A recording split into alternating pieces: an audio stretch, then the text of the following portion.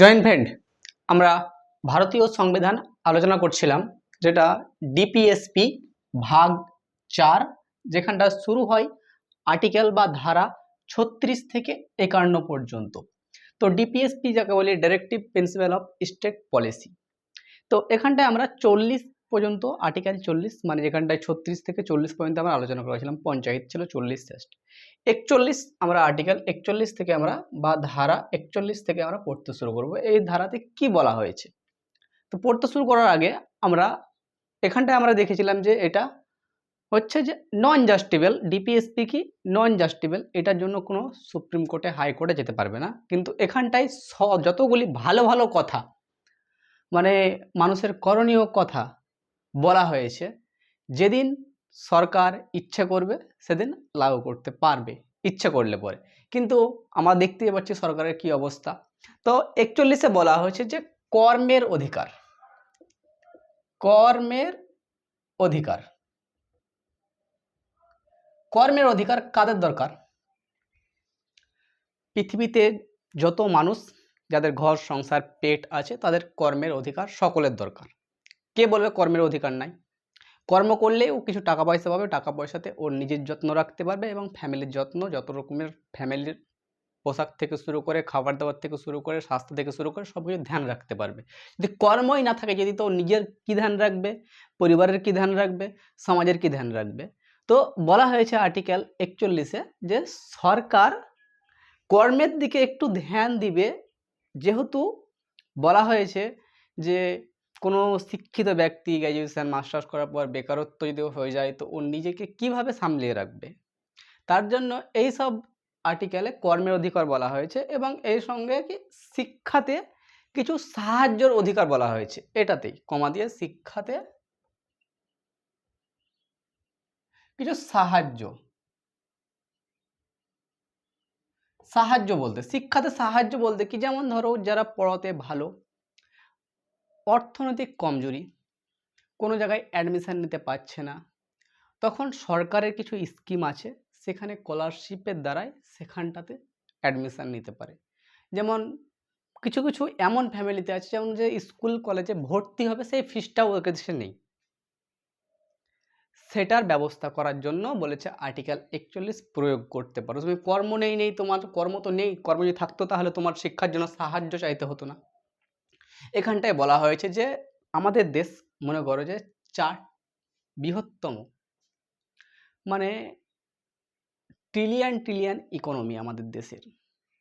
তুমি যদি এই ইকোনমি দেখে যদি মনে হয় যে 4 লার্জেস্ট কান্ট্রি ইকোনমি দিক থেকে, তো তুমি রাস্তায় যখন বেরাবা দেখবে যে বাস ট্রেনের কী অবস্থা, ট্রেনের কী অবস্থা, লরির কী অবস্থা, তখন মনে হয় যে আমার দেশ নাম সাক্ষী হচ্ছে যে 4 লার্জেস্ট কান্ট্রি জিডিপি দিক থেকে। না আছে কর্মে, না আছে ঠিকভাবে শিক্ষা, না আছে কি এখানে ভালো জিনিস ডিপিএসপিতে রেখে দিয়েছে। এর জন্য না তুমি হাইকোর্টে যেতে পারবে, না সুপ্রিম কোর্টে যেতে পারবে যে আমার কর্মের অধিকার, আমি গ্র্যাজুয়েশন করে ঘরে বসে আছি, আমাকে একটা কর্ম দাও। তুমি যেতে পারবে না। তো তুমি সাহায্য ইচ্ছে হলে দেবে, না ইচ্ছে হলে দেবে না, সেটাও সেই রাজ্যের মন্ত্রীর উপর নির্ভর করে, দেশের প্রধানমন্ত্রীর উপর নির্ভর করে যে লাগু করবে কি করবে না। এটাই বলা হয়েছে যে এখানটায় ধ্যান রাখবে। কি বলা হয়েছে? কর্মের অধিকার 41 নম্বরে বলা হয়েছে। এবার কি কি কর্ম আসতে পারে মানুষের, সে পড়াশোনা প্রফেশনাল থেকে শুরু করি, টেকনিশিয়ানের প্রফেশনাল থেকে শুরু করি, হেলথের প্রফেশনাল থেকে শুরু করি, সাহায্য, এইসব কর্মের দিকে ধ্যানে ভ্যাকান্সি বাড়াবে, সেটার কথা বলা হয়েছে। বুঝতে পারলাম আর্টিকেল কিসে, আর্টিকেল বা ধারা 41। ঠিক ধারা 42-এ ঠিক একটু বলা হয়েছে যে কর্মক্ষেত্রে মানবিক ন্যায়। 42-এ কর্মক্ষেত্রে যেমন হচ্ছে যারা কাজ করছে, ধরো সার্ভিস করছে, যে কোনো জায়গায় শ্রমিক লেবার কাজ করছে, ধরো কর্মক্ষেত্রে,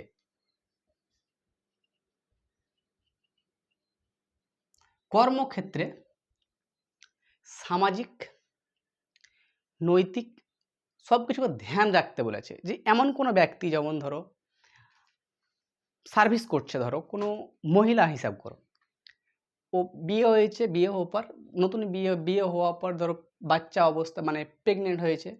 এবার প্রেগনেন্ট হওয়া অবস্থায় ধরো এবার বাচ্চা ডেলিভারি হবে, সেই টাইমে যদি সার্ভিস করছে, কাজ করছে যদিও, কর্মক্ষেত্রেও মানে প্রেজেন্ট আছে, তখন তো বাচ্চার ডেলিভারি দেওয়ার সঙ্গে বা সঙ্গে সঙ্গে তো এসে আসতে পারবে না, বা বাচ্চার ডেলিভারি হওয়ার আগেও তো কাজ জয়েন করতে পারবে না, বা পরেও জয়েন করতে পারবে না।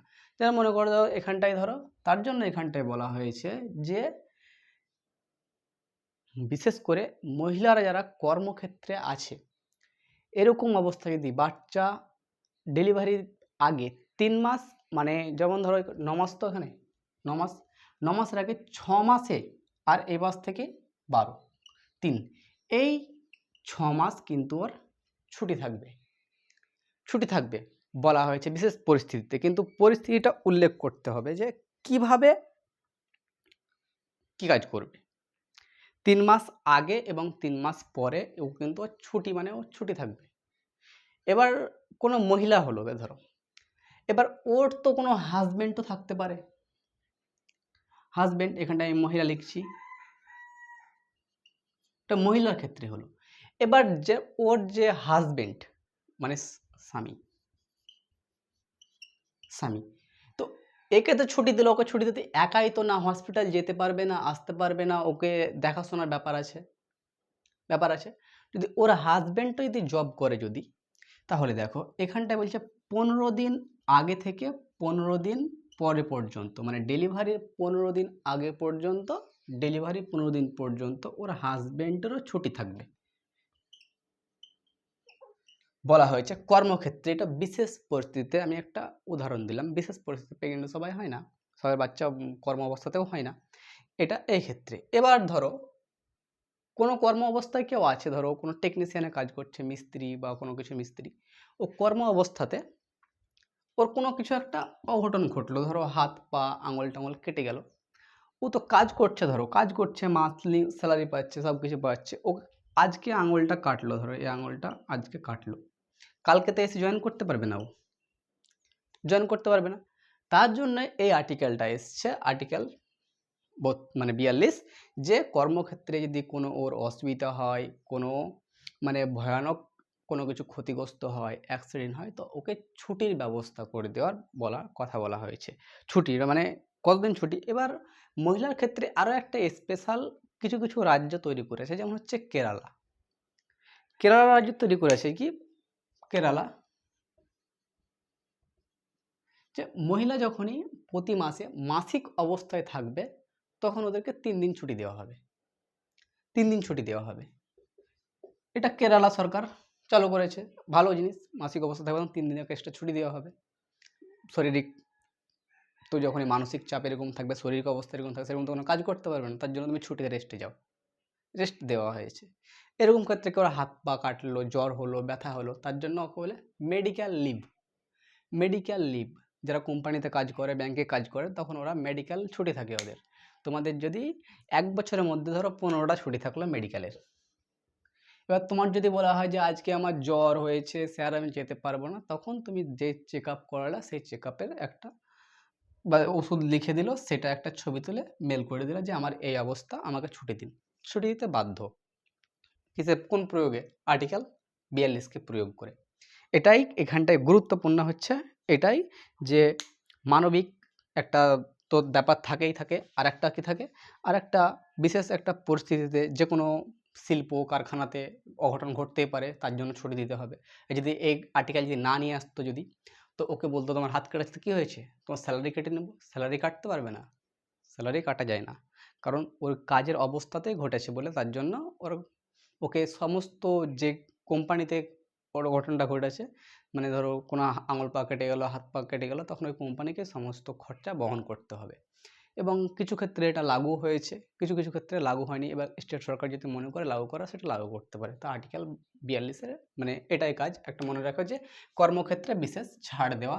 আর 41-এ বলা হয়েছে কর্মের অধিকার, কর্মের অধিকার দুটো দুটো জিনিস মনে রাখবে। 41-এ বলা হয়েছে যে কর্মের অধিকার, এদের কর্মের অধিকার ডিপিএসপিতে কত নম্বর আর্টিকেলে বলা হয়েছে, 41। আর কর্মক্ষেত্রে বিশেষ ছাড়, বিশেষ ছুটির কথা কোথায় বলা হয়েছে, আর্টিকেল 42। হয়ে গেল এ দুটো। এরপরে আমরা নেক্সট, এটা আমাকে রিজার্ভ করতে হবে, কোথায় গেল এটা, হ্যাঁ, বিশেষ ক্ষেত্রে, বিশেষ ক্ষেত্রে। এবং আমরা আর্টিকেল 43 নিয়ে আমরা আলোচনা করব। এটা সরকারি সার্ভিসের ক্ষেত্রে বেশি প্রয়োগ হয়, এটা বেশি আর্টিকেল। এবার আমরা যেটা হচ্ছে 43, আর্টিকেল 43-এ কি বলা হয়েছে?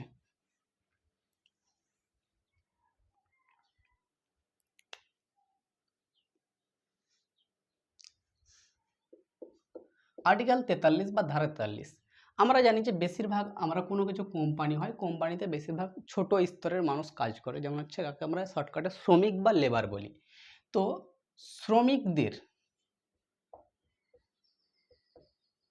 শ্রমিকদের একটা শ্রমিক বা লেবারের কত টাকা মাইনে দিনে দেওয়া উচিত? তো একটা শ্রমিকদের মানে জীবন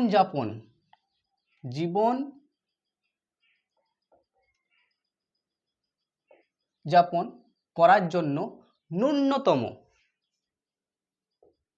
ন্যূনতম মজুরি দেওয়া উচিত, এ কথা বলা হয়েছে যে আর্টিকেল 43-এ। যেমন ধরো কোনো একটা শ্রমিক, কোনো একটা লেবার কোম্পানিতে কাজ করলো, ওকে বললো যে 1 মাসে তোমাকে 2000 টাকা স্যালারি দেবো। ওর কিভাবে জীবনযাপন কাটবে বলো? তো একটা বেসিক স্যালারি প্রত্যেকটা স্টেট রাজ্যের যে ওয়েবসাইটে দেওয়া আছে লেবার ল আইন হিসাবে, কত, যেমন ওয়েস্ট বেঙ্গলে যদি এখন দেখা হয় 2020 বা 2018-তে, তো পার ডে 200 টাকা যে লেবারই আসুক, পার ডে ওকে 200 টাকা দিতেই হবে। ও যদি জলও বয় কোম্পানির জন্য, তো পার ডে 200 টাকা ন্যূনতম মজুরি দিতেই হবে। তাহলে মান্থলি কত আসবে? 30 দিনে গুণ করা যদি হয় তাহলে আসবে 6000। তাহলে বেসিকলি একটা ন্যূনতম মজুরি 6000 টাকা হতেই হবে। এবার বলে 6000 টাকা ওকে মজুরি দিয়ে আমি ওকে 10 ঘন্টা খাটাবো, তা করতে হবে না। লেবার ল তখন ওই পাশে চলে আসবে, বলে 8 ঘন্টা কাজ, 8 ঘন্টার এক্সট্রা হবে, তখন ওকে এক্সট্রা ডবল চার্জ করতে হবে। লেবার আইন যখন পড়াবো তখন আমি বলবো। তো এখানটায় বলা হয়েছে বেসিকলি কোনো নিয়মকানুন বন্ডিং করেনি, বলেছে মানে শ্রমিকদের জীবনযাপন উন্নয়ন করার জন্য, এবং যেমন দিন কাটে 200 টাকায় ইনকাম করে, যদি ওর ফ্যামিলিতে যদি 3 জন পরিবারের মেম্বার থাকে, যেমন জীবনযাপন পালন করা হয়, সেই হিসাবে ওকে কিন্তু স্যালারি দাও। আর্টিকেল 43-এ সেটাই বলা হয়েছে। এবার আমরা আর্টিকেল 44-এ আমরা দেখব। আর্টিকেল 44-এ বলছে যে আর্টিকেল 44-এ ঠিক শ্রমিকদেরই ঠিক একই শিল্পক্ষেত্রে, যেমন ধরো বিভিন্ন কোম্পানি আছে, 44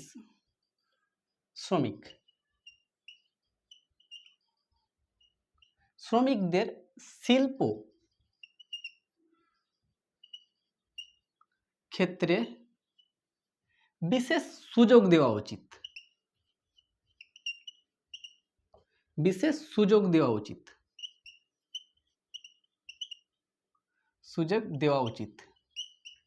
দেখো শ্রমিকদেরকে যদি শিল্পক্ষেত্রে যদি সুযোগ না দেব, যদি, তো কি করে শিখবে ও? একটা ধরো শিল্প শ্রমিকদের, যেমন হচ্ছে ইটের ভাটা, মনে করো যেমন হচ্ছে একটা ইটের ভাটা, যেখান থেকে ইট তৈরি হয়, যেখানে কেকের ভাটা, এগুলো হচ্ছে শ্রমিক। যেগুলো কোম্পানি, যেমন হচ্ছে এখন বিভিন্ন কোম্পানি যেগুলো আছে, ছোটো বড়ো কোম্পানি, লরি, ট্রাক, এগুলো সব ছোটো ছোটো মানে যেগুলো গ্যারেজ, এইসব জায়গায় যদি কাজ করে, যদি তো শিল্পতে চলে আসে, কোনো কিছু তৈরি করছে, কোনো কিছুকে ভেঙে কেটে তৈরি করছে, তো সেক্ষেত্রে শ্রমিকদেরকে বিশেষ সুযোগ দেওয়া উচিত। এরকম না যে তুমি এসছো 2 দিন কাজ করলে, 3 দিন করলে, 4 দিন করলে, নিয়ে ও কিছু পারে না বলে ওকে তাড়িয়ে দেওয়া।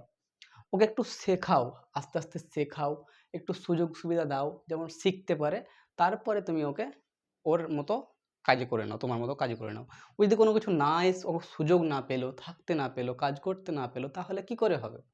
তো সেটাই বলা হয়েছে যে আর্টিকেল 44-এ শ্রমিকদেরকে বিশেষ ক্ষেত্রে, না এটা সরি মিস্টেক হয়েছে, এটা 43A পরে যোগ হয়েছে, এটা তো 43A, মানে শ্রমিক থেকে এটা এসছে, তার জন্য এটাই। তাহলে 43A-তে বলা হয়েছে শ্রমিকদের শিল্পক্ষেত্রে একটু বিশেষ করে একটু সুযোগ দেওয়া উচিত, তাহলে একটু কি হবে, সমাজে কাজ করবে, কাজ করলে কি হবে, যে যেখানটায় কাজ করবে সেখানটায় বেশি প্রোডাকশান হবে, বেশি প্রোডাকশান যদি হয় তো বেশি মাল বিক্রি হবে, বেশি মাল বিক্রি হলে টাকা পয়সা বেশি ইনকাম হবে, তাহলে একটা টাকা ফ্লোটা একটু বাড়বে। আর যদি কোনো কোম্পানিতে যদি ধরো মনে করো যে একটা একটা একটা এখানটায় অফিস আছে বা কোনো একটা দোকান আছে বা কোনো একটা গ্যারেজ আছে, সেখানে যদি 3 জন কাজ করছে, যদি তো তোমার যদি ক্যাপাসিটি থাকে যে তোমার 9জনকে যদি রাখার, তাহলে 9জনকে রাখো, 3 জনে তৈরি করবে, 3টে করে তৈরি করে তো 9 পিস। আর যদি 9 জনে কাজ করে তো 9 জনের 3 9 27টা ধরো কেক তৈরি হচ্ছে, তো বেশি তৈরি হবে, বেশি বিক্রি হবে, বেশি সেল হবে, তোমার কোম্পানি গ্রো করবে। সেটাই বলা হয়েছে যে তুমি একটু সুযোগ সুবিধা দাও 43তে। আর 44এটা হচ্ছে বেশি মানে বাওয়ালি করছে 44, সমস্ত নাগরিকদের জন্য অনুরূপ একই আইন। 44-এ বলা হয়েছে যে 44 ধারা বা আর্টিকেল 44 বলছে সমস্ত নাগরিকদের জন্য সমান আইন, সমস্ত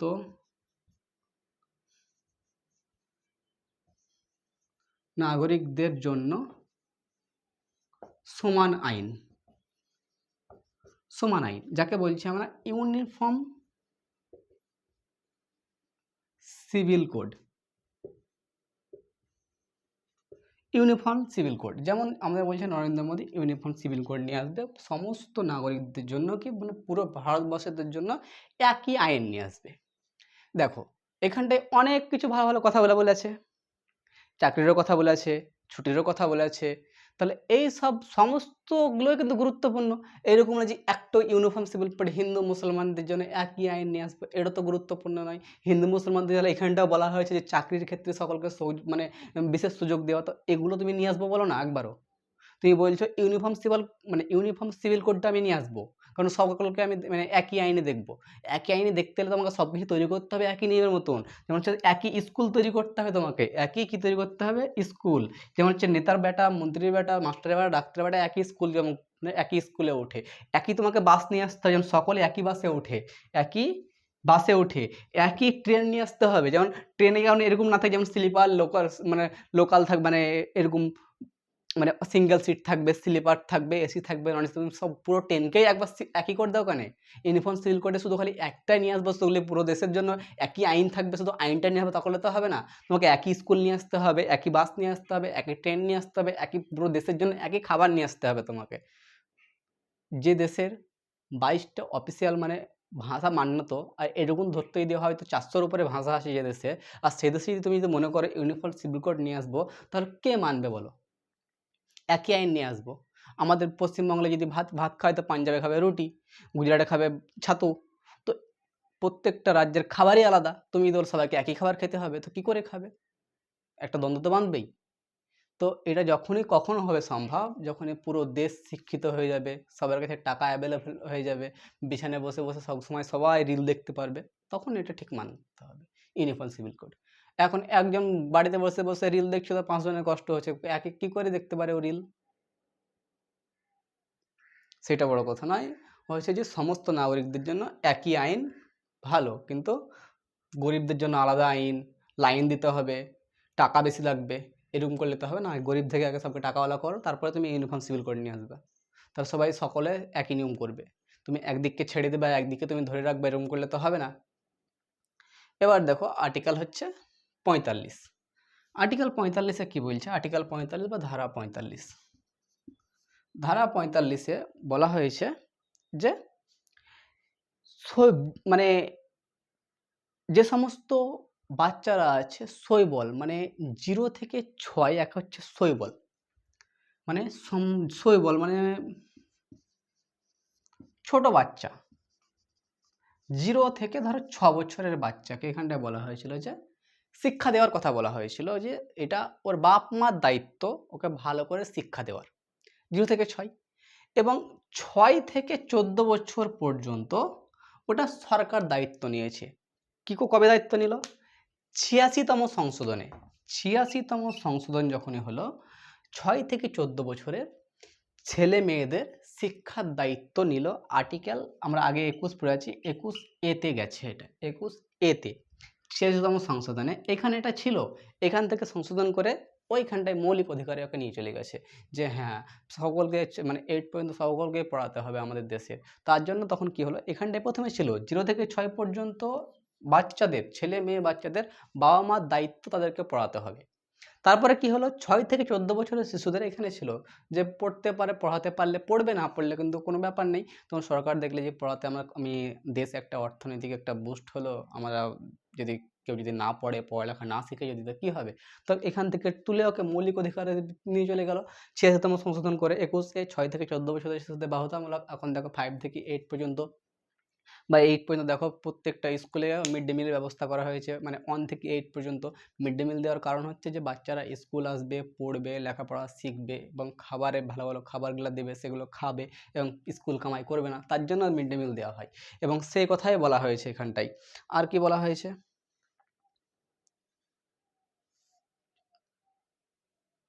আর শৈশবকালে যত্নের প্রতি ধ্যান, মানে বাচ্চা অবস্থায় যত্ন নেয়, যেমন সেটা কে যত্ন নেবে, মা নেবে কিংবা বাবা নেবে। এবং এটাই বলা হয়েছে যে এখন পুরোটাই মনে করো শৈশবকালে এখানটায় পুরোটাই কিন্তু এখন আর্টিকেল 41-এ চলে গেছে, ধরো যেটা 86তম সংশোধনের মধ্যে 6 থেকে এইখানটায়। এখন মনে করো যে একটা জিনিস আছে যে 0 থেকে 6 বছর পর্যন্ত, 0 থেকে 6 বছর পর্যন্ত যেন মা বাপ ভালো করে সন্তানের যত্ন নেয়, সেটাই বলা হয়েছে। কত নম্বর ধারায়, আর্টিকেল 45-এ। এবার আর্টিকেল আমরা 46 বা ধারা 46-এ কি বলছে, ধারা 46-এ বলছে, ধারা 46-এ আমি 46টা এখন 4-6 লিখলাম, তারপরে আবার মেটাবো। 46-এ বলছে যে এসটি, এসসি, এসটি, এসসি আর ওবিসি যারা আছে তাদেরকে বিশেষ একটু ধ্যান দেওয়ার কথা বলা হয়েছে। কারণ এরা তো এসটি এসসি তো এমনই পড়ালেখা করে না, জনজাতি লোকেরা, এদেরকে যদি না পড়ালেখা করে তো কী করে ওদের অধিকার বুঝতে পারবে? তার জন্য সরকারকে একটু ধ্যান দেওয়ার কথা বলা হয়েছে যে তুমি ধ্যান দাও সাঁওতালদেরকে, বা যে সমস্ত উপজাতি আছে, ডোডো, মাঝি, সাঁওতাল যত আছে, এদেরকে এসটি এসসি আছে, তাদেরকে তুমি একটু বিশেষ ধ্যান দাও। ধ্যান দিলে কী হবে, পড়ালেখা করলে নিজের অধিকারটা বুঝতে পারবে। আর ওবিসিটা হচ্ছে যে ওবিসিটা মানে একটা এলাকার উপর নির্ভর করে, আলাদা করে পড়াবো। তো আমি বলছি, ধরো ওবিসিতে ধরো ওয়েস্ট বেঙ্গল মনে করো, ডাব্লিউবি হচ্ছে বিহার, বিএইচ, আরেকটা হচ্ছে ইউপি। এখানটায় মুসলিম কি হচ্ছে, ওবিসিতে দাঁড়াচ্ছে। কেন দাঁড়াচ্ছে, এখানটায় ওয়েস্ট বেঙ্গলে যেমন হচ্ছে 80% হিন্দু, 20% মুসলিম। ঝাড়খণ্ড যদি বিহারে দেখা হয়, বিহারে 80% হিন্দু, 20% মুসলিম। এখানটায় দেখা হয় ইউপিতে 80% হিন্দু, 20% মুসলিম। এই কম মুসলিম আছে তার জন্য ওবিসি বলা হয়েছে, আদার ব্যাকগ্রাউন্ড কাস্ট, এবং এই কম আছে বলে তার জন্য এদেরকে, মুসলমানদেরকে ওবিসি করা হয়েছে। এবার যদি বলা হয় যে হিন্দুরা কি ওবিসি হতে পারে, হ্যাঁ হতে পারে। যেমন হচ্ছে যে নর্থ ইস্টে যেমন হচ্ছে নাগাল্যান্ড, মণিপুর, মিজোরাম, এগুলো নিয়ে হিন্দুরাই হয়ে গেছে যে ওবিসি। কারণ এখানটাতে এসআই মানে ইসাই ধর্ম, খ্রিস্টান ধর্ম সব গ্রহণ করে নিয়েছে, কারণ জনজাতি ছিল এদেরকে।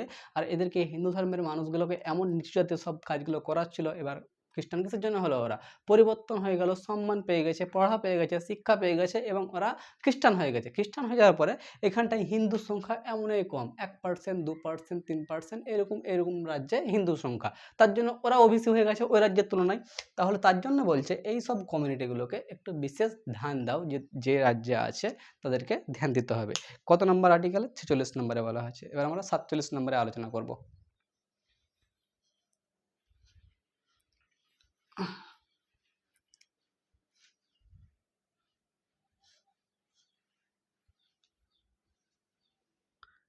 47 নম্বরের যে কথাটা বলেছে আর্টিকেলে 47 নম্বরে, যেমন হচ্ছে খাদ্য, পুষ্টি এবং জীবনযাপনের মান উন্নয়ন করা।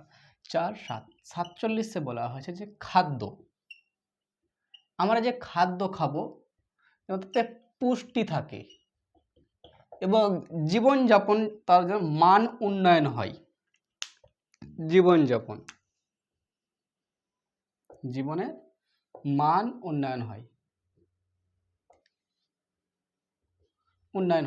দেখো, আমরা যে সমস্ত খাবার খাচ্ছি বা দিচ্ছে, সরকার থেকে দিচ্ছে 2 টাকা কেজি চাল, গম, ধান, সেটা কি আমাদের খাবার উপযোগী মনে হয়? কেউ যে কন্ট্রোলের রেশনে 2 টাকা কেজি এনে সে ভাত ওগুলাই খায়। যারা খেতে পারবে না তারাও খায়। কিন্তু সরকারের উচিত এটা ভালো দেখি যে ডিলারকে দিচ্ছে ওটা এসে সময় সময় চেক করে দেখা যে এটা কি মানে পোকা আছে কি নাই চালে, কীরকম খাবার দিচ্ছে। আমরা বেশিরভাগ দেখছি যে যে আটাগুলো দিচ্ছে আটাগুলো নিয়ে এসে গরুকে, ছাগলকে, মহিষকে কেটে কেটে খাওয়াচ্ছে। মানুষ খাচ্ছে? আটা কিসের জন্য নিচ্ছে? পুষ্টিকর খাবার, রুটি তৈরি করে খাবে। আর সেই রুটি যদি প্যাকেট কাটা পর যদি পোকা ভরে থাকে তো কী করে খাবে? সরকার দিচ্ছে, এইখান থেকে টেনে নিয়ে এসে দিচ্ছে 47 থেকে তুলে। তাহলে এইসব জিনিস খাবার খাওয়ার পরে কি মান উন্নয়ন হবে? শরীর স্বাস্থ্য হবে? স্বাস্থ্যভাবে থাকতে পারবে? পারবে না। তো অভ্যেসে দুর্বল হয়ে যাবে। তো যখন তুমি কোনো কিছু এই মানে জনগণকে দেওয়ার চেষ্টা করছো, এই সংবিধান থেকে তুলে নিয়ে, তখন সংবিধানের কথাটা কেন শোনো না তুমি? সংবিধান তো বলছে তুমি দেওয়ার যদি ইচ্ছা থাকে তো দাও, ভালো দাও। কীরকম দেবে ভালো? খাদ্য যেন মান উন্নয়ন থাকে। এই সরকারি স্কুলে যেমন দিচ্ছ, সরকারি স্কুলে খাবারটা খাবারটা ভালো দিতে হবে তো। তুমি প্রত্যেকদিন ওই ডাল যদি মাপা হয় তো একটা আঙুল যদি ভরা হয় তো ডালের একটা দানা পাওয়া যাবে না। দানায় যদি ডালে যদি দানাই না পাওয়া যায় যদি, তাহলে ডাল দিয়ে কী লাভ হলো? সয়াবিন দিয়ে কী লাভ হলো? আমরা সয়াবিন দিয়ে ভাত খাওয়াই স্কুলের স্টুডেন্টদেরকে সকলকে, তাহলে কি হবে এরকম খাবার খাওয়াই যদি না দিতে পারবো ঠিকঠাক? তো এখানটায় ঠিক বলা হয়েছে আর্টিকেল 47-এ বা ধারা 47-এ খাদ্য পুষ্টিকর এবং জীবনযাপন যেন মান উন্নয়ন হয়। এবার যদি খাবার পুষ্টি না দেয় তুমি কি হাইকোর্ট যেতে পারবে? সুপ্রিম কোর্ট যেতে পারবে? যেতে পারবে না। তুমি কি ভিডিও বানাবা, রিল বানাবা, তুমি সরকারকে যদি দিচ্ছে সেই সরকারকে ট্যাগ করবে। আপনার সরকারের আমলে আপনারা তো স্কুলের ছাত্রদেরকে প্রত্যেকদিন ফ্রাইড রাইস খাওয়াচ্ছেন এবং তার সঙ্গে সঙ্গে ফ্রাইড রাইসের সঙ্গে একটা করে ললিপপ থাকছে, ডিম চপ থাকছে, এগুলো থাকছে। আর দেখুন ডিম চপ যে ডাল আছে, ডালে আমরা দেখতে পাচ্ছি ডালের মধ্যে পনির ডুবে আছে। পনিরটা তুলে তো কত বড় পনির, এরকমভাবে ট্যাগ করো সরকারকে যদি দিচ্ছে যদি। আর এখানটায় বলা হচ্ছে 47-এ মান উন্নয়নের জন্য ভালোভাবে দেওয়া দরকার। 47 বুঝতে পারলাম। এবং 48-এ ঠিক কি বলছে দেখো, 48-এ যে 48-এ বলছে যে কৃষিতে মান উন্নয়ন করতে বলছে। কারণ আমাদের ভারতবর্ষ হচ্ছে চাষি প্রধান দেশ, যেখানে 80% ফার্মার লোক বসবাস করে। 80% মানে আমাদের যে সমস্ত খাবার আসে 140 কোটি, যদি 80% যদি খাবার কৃষি যদি কাজ না করে যদি, তাহলে বাকি মানুষ না খেয়ে মরে যাবে। ওষুধ কেন্দ্র থাকবে না, পাথর কেন্দ্র থাকবে না। কোম্পানিতে যদি কোনো কাজ করতে হয়, বিদেশেও থাকতে হয়, তো কিছু না কিছু খাবার খেতে হবে। এবার বলবো আমি ফল খাবো, ফল তো উৎপন্ন করবে কোনো চাষি, কোনো কৃষক। তাহলে পৃথিবীতে বেশিরভাগ যদি দেখা হয় তো কৃষকই আসে, কিন্তু কৃষকের ইনকাম কম। তো বলছে কৃষকের মান উন্নয়ন করার জন্য তারা যেমন শাক সবজি ফসলের দাম পায় তাদের জন্য বিশেষ ধ্যান রাখো, এবং তারা সরকারি কিছু ফ্যাসিলিটি পায় তার জন্য বিশেষ ধ্যান রাখো। এবং তৈরিও করেছে, যেমন হচ্ছে নাবার্ড থেকে কোনো কিছু যদি কিনে নিয়ে আসো যদি মৎস্য চাষ করার জন্য, তো অনেক কিছু কম ছাড় পাবে। কিছু গাছ লাগানোর জন্য কিছু চারা নিয়ে এসো তো ছাড় পাবে, যেখানটায় লাগাবে তার জন্য গাছ কিছু টাকা পাবে। এবং সেই স্কিমগুলো ব্যবহার করা হয়েছে এবং চালুও হয়েছে, কিন্তু জানে কজন, পায় কজন? নাবার্ডের থেকে যদি কোনো মাছ পুকুর যদি কারো থাকে, কিন্তু পুকুরটা কী থাকবে, যেমন 3 বিঘার উপরে পুকুরটা হতে হবে, 1 একর বেসিস হতে হবে। এবং সেই পুকুরে থেকে তুমি যদি মাছ চাষ করবো বলে স্কিমে এবং দেখো নাবার্ডে যদি গিয়ে দেখো, এবং নাবার্ডে গিয়ে বলবে যে এই এত ধরনের মাছ আছে, তুমি যদি পুকুরে ফেলো তোমার পুরো টাকা লাগবে না, এবং মাছ তোমার বড় করার পর বিক্রি করার দায়িত্ব আমাদের থাকবে। সেটা প্রত্যেকটা বিডিও অফিস, এসডি অফিসে নাবার্ড কৃষি মানে ডিপার্টমেন্ট আছে, ওখানটায় তুমি খোঁজ করতে পারো কখন কী কী স্কিম আছে সেটার জন্য। আর এখানটা আরেকটা কথা বলা হয়েছে যে দুধ দেওয়া পশুর হত্যা করতে বারণ করেছে। পশু হত্যা বারণ। দেখো, দুধ দেওয়া পশুর হত্যা কে করে? কেউ করে না। পৃথিবীতে দুধ দেওয়া পশুর হত্যা কেউ করে না। দুধ যখন দেওয়া বন্ধ করে দেয় তখন তোকে মেরে খেয়ে নেয়। আর শুধু বলে যে গরু, সেরকম নয়। এবার ছাগলও আছে, তো মানে একটার জন্য তুমি প্রেফার করে তা তো হবে না। দুধ দেওয়া শুধু গরু আছে, দুধ দেওয়া কোন ব্যক্তি একটু এমনকি দেখাও যে গায়ের দুধ দিচ্ছে সেই অবস্থায় ওকে মেরে খাচ্ছে, জবাই করে খাচ্ছে, এরকম কোনো ব্যক্তিকে পাবে না। ও যখন দুধ দেওয়া বন্ধ হয়ে যায়, যখনই ও যখন আর মানে বাচ্চা জন্ম দেয় না যখন, তারপরে কি হয়, ওকে তো বেকার পুষবে না, ওকে যেই পুষছে ওকে তখন বেকার দেখে বিক্রি করে দেয় ওকে, এবং টাকা পায়। ওই টাকা কি করে, ও নিজের জন্য জমিয়ে রেখে দেয়। যখন কেউ দেখবে না, ছেলে পেলে তখন দেখবে না, তখন ওই টাকা ভেঙে ভেঙে খাবে ও। আর ওই যাওয়ার পর যে পেকার চায়, ওই পেকার কাকে যে বিক্রি করলে কোন হোটেলে গেল তার দেখে কোনো লাভ নাই। তার জন্য বলছে যে এখানটায় বলা হয়েছে যে দুধ দেওয়া পশুর হত্যা করতে বারণ করেছে। যে অবস্থায় দুধ দেবে সে অবস্থায় হত্যা একবারে না করে। এরপরেও কিছু বলবে আমাদের মাতা তো করো, মাতা বাড়িকে নিয়ে এসে সেবা করো, তুমি করতে পারো সেবা, তোমার যদি মাতা হয় যদি তোমার, তুমি করো, তুমি এর জন্য তুমি কোর্টে যাবা, কোর্টে বেড়ান্ত আইন দেবে, এর জন্য কোনো দিন কোর্টে যেতে পারবে না তুমি। আর এখানটায় গাছপালা কাটতে শুধু বারণ করেছে, অনেক কিছু গাছ যেমন কাটানো যেতে পারে সে কথা বলা হয়েছে। এবং 48 এতে, আমরা 48 পড়লাম, এবার 48 এতে যাই। 48 এ 48 এ 48 ইতে বলছে যে বন্য প্রাণী সংরক্ষণ এবং পরিবেশের মান উন্নয়ন। যেমন হচ্ছে বন্য প্রাণী সংরক্ষণ, বন্যপ্রাণী সংরক্ষণ এক, বন সংরক্ষণ,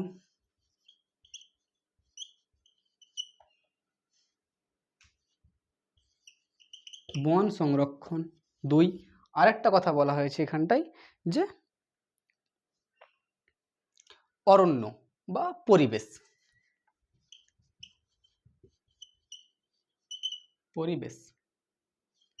এখানটায় তিনটে কথা বলছে।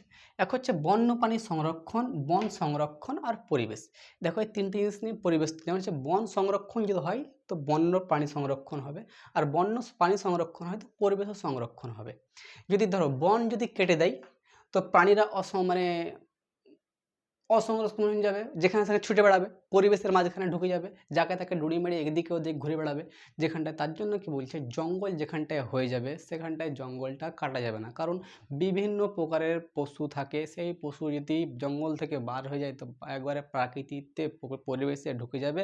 এবং ধরো মনে করো তোমার বাড়ির পাশে তলায় 100 কিলোমিটার দূরে বিরাট জঙ্গল আছে, ওই জঙ্গলে বাঘ, সিংহ, ভালুক সব কিছু আছে।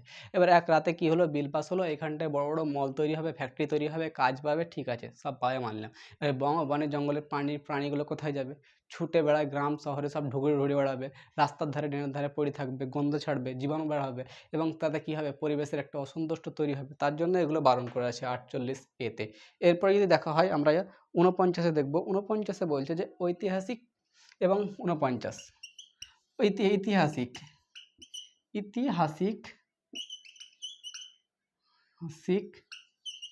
এবং একটা হচ্ছে ইতিহাসিক, যে সমস্ত আমাদের ইতিহাসিক সংরক্ষণ হয়, যেমন হচ্ছে আমাদের হাজারদুয়ারি মিউজিয়াম, বিভিন্ন রকমের ইংরেজ আমল থেকে শুরু করি, স্বাধীন ভারতের আগে থেকে শুরু করি, মিডিল অফ হিস্ট্রি আগে থেকে শুরু করি, প্রাচীন ইতিহাসে যত সমস্তগুলো পেয়েছে এগুলোকে আমাদেরকে বজায় রাখতে হবে।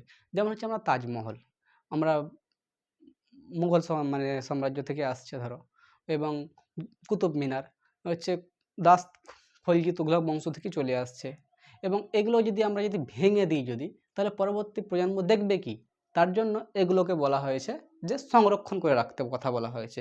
আর জাতীয়তা স্তরে এর গুরুত্ব বাড়াতে বলেছে, জাতীয়তা স্তরে গুরুত্ব।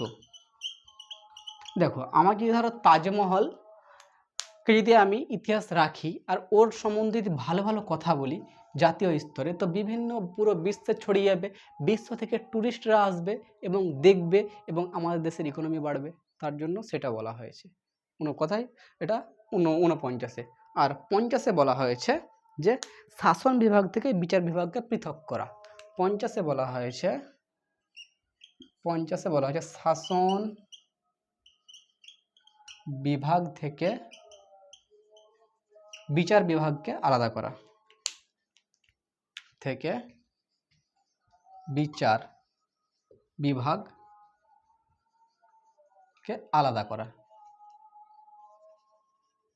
আলাদা কথা বলা হয়েছে। তো 50-এ মনে রাখবে, 50-এ কি বলা হয়েছে, শাসন বিভাগ থেকে বিচার বিভাগকে আলাদা করার কথা বলা হয়েছে 50-এ। আমাদের শাসন বিভাগ আলাদা, বিচার বিভাগ আলাদা। শাসন করবে একদিক, বিচার করবে কারা, সুপ্রিম কোর্ট, হাইকোর্ট। আর শাসন করবে কারা, যে নেতা মন্ত্রীরা শাসন করবে। তো এই দুটো ভাগকে আলাদা করে দিয়েছে, একসঙ্গে কোনো সময় এরা একসাথে থাকবে না, ওদের ডিসিশন আলাদা হবে, এদের ডিসিশন আলাদা হবে, সুপ্রিম কোর্টের হাইকোর্টের ডিসিশন আলাদা হবে, এবারে নেতা মন্ত্রীদের বিচার বিভাগ আলাদা হবে, সব কিছু আলাদা হবে, সেটাই বলা হয়েছে। আর 51-তে বলেছে আন্তর্জাতিক শান্তি রক্ষা 51-তে বলা আছে যেমন আন্তর্জাতিক, যেমন ন্যাশনাল শান্তি রক্ষা বজায় করতে বলেছে, শান্তি রক্ষা বজায় করতে, শান্তি বজায় থাকতে মানে কথা বলা হয়েছে 51-তে।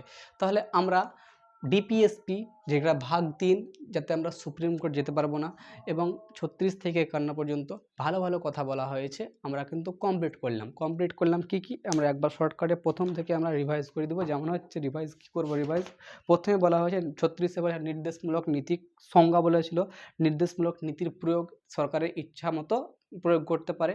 এবং তার আগে বলে দিই আমি এখানে প্রথম থেকে সংবিধান, এটা ডিপিএসপি যাকে বলে সংবিধানে আমরা দেখছিলাম DPSP directive pencil of state policy ভাগ 4 36 থেকে 51-তে। এখানটায় 36 নম্বর ধারা বলেছে নির্দেশমূলক নীতির প্রয়োগের কথা বলা হয়, সংজ্ঞার কথা বলা হয়েছে। সংজ্ঞা বলেছিলাম বা রাজ্য এবং নির্দেশমূলক নীতির প্রয়োগকে করতে পারে রাজ্য বা প্রধানমন্ত্রী নিজের ইচ্ছাতে করতে পারে।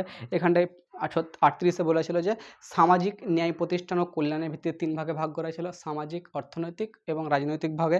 এবং 39-এ কথা বলা হয়েছিল জীবিকা অর্জনের কথা বলা হয়েছিল, এবং দেশীয় সম্পদের বন্টনের কথা বলা হয়েছিল, সুস্থ এবং সাধক থাকার কথা বলা হয়েছিল। 39-এতে যেমন দেশের সমস্ত নাগরিকদের সুযোগ সুবিধা মানে সকলকে সমান সুযোগভাবে বিচারের বিনামূল্যে সহায়তা করার কথা বলা হয়েছিল। এবং 40-এ গ্রাম পঞ্চায়েত গঠন করার কথা বলা হয়েছিল। 41-এ কর্মের অধিকার, শিক্ষালাভের অধিকার এবং এই কথাগুলো বলা হয়েছিল 41-এ। এবং 42-এ বলা হয়েছে মানবের কর্মের ক্ষেত্রে মানবিক পরিবেশ সৃষ্টি করা, বিশেষ করে গর্ভবতী মহিলাদের ক্ষেত্রে বিশেষ সুযোগ সুবিধা ছাড় দেওয়ার জন্য। 43-এ বলা হয়েছিল 43-এ বলা হয়েছিল যে শ্রমিকদের জন্য ন্যূনতম যেমন মজুরি প্রদান করা হয়। 43-এতে বলা হয়েছিল যে শিল্পক্ষেত্রে শ্রমিকদের যেন বিশেষ ছাড় দেওয়া হয় এবং সুযোগ সুবিধা দেওয়া হয়। 44-এ বলা হয়েছিল সমস্ত নাগরিক ইউনিফর্ম সিভিল কোডের কথা বলা হয়েছে। 45-এ বলা হয়েছে 0 থেকে 6 বছরের শিশুদের যত্ন এবং সহকারে তার বাবা মা যেন পালন করে। আর 6 থেকে 14 বছরের শিশুদের বাধ্যতামূলক শিক্ষার ব্যবস্থা সরকার এটা আর্টিকেল 21-এ তুলে নিয়ে চলে গেছে শিশুতম সংশোধনের মাধ্যমে। তারপরে আমরা দেখব 47-এ বলা হয় যেমন 47-এ মদ এবং খাদ্য, পুষ্টি এবং জীবনধারার মান উন্নয়ন করা হয়। এবং 48-এ বলা হয়েছে কৃষি এবং দুধ দেওয়া, কৃষিকাজে উন্নয়ন করার জন্য এবং দুধ দেওয়া পশু হত্যা করতে বারণ করা বলা হয়েছিল। এবং এর ক্ষেত্রে বলা হয়েছে স্বাস্থ্যের কথা বলা হয়েছিল, স্বাস্থ্যের কথা বলা হয়েছে। এবং এখানটায় বলা হয় স্বাস্থ্যের কথা বলা হয়েছে এতে 48-এ দুধ দেওয়া। আর কথা বলা হয়েছিল এখানটায় 48-এ একটা কথা বলা হয়েছিল যে যে সমস্ত নেশাদ্রব্য পদার্থ আছে সেগুলোকে রোক লাগার কথা বলা হয়েছে। এবং পরিবেশ 48-এতে বলা হয়েছে যে বন্যপ্রাণী আর বন এবং পরিবেশ সংরক্ষণের কথা বলা হয়েছে। 49-এ ঐতিহাসিক এবং জাতীয় তা রক্ষার কথা বলা হয়েছে। এবং 50-এ বলা হয়েছে শাসন বিভাগ থেকে বিচার বিভাগের আলাদা কথা বলা হয়েছে। 41-51-তে বলা হয়েছে যে আন্তর্জাতিক শান্তি এবং নিরাপত্তা রক্ষা বজায় থাকার কথা বলা হয়েছে। আমরা ডিপিএসপি কমপ্লিট করলাম, এরপরে আমরা ভাগ 5 শুরু করব। জয় হিন্দ।